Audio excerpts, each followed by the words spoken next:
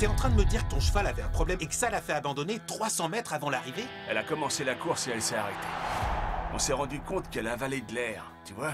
Elle avait avalé 10 ou 20 litres d'air qu'elle retenait, elle a attrapé une crampe et elle pouvait plus courir. On voit pas ça souvent.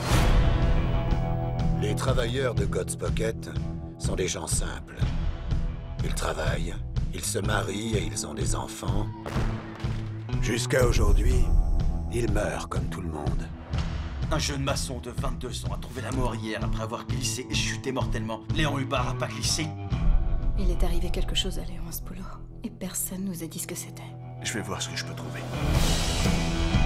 Elle est persuadée qu'il est arrivé autre chose à Léon que ce qu'on a dit. Je pensais que tu pourrais te renseigner pour moi. Tu veux dire que tu veux que j'aille parler à ça? Je veux juste que Ginny se sente mieux.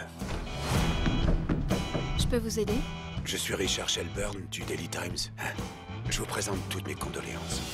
Hey Mickey, le corps est amoché? C'est juste à l'arrière de la tête.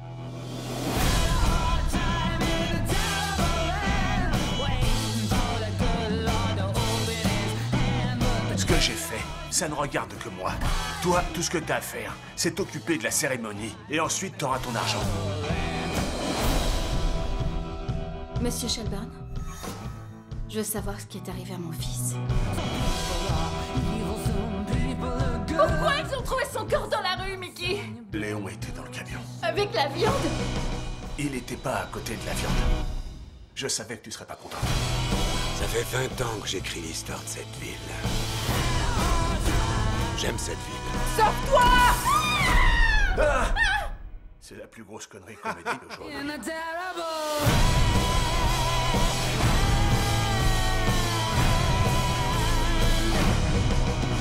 Arthur! Tuer! Faut pas faire ça! Non! Arthur, tu mets du sang partout sur ton pantalon!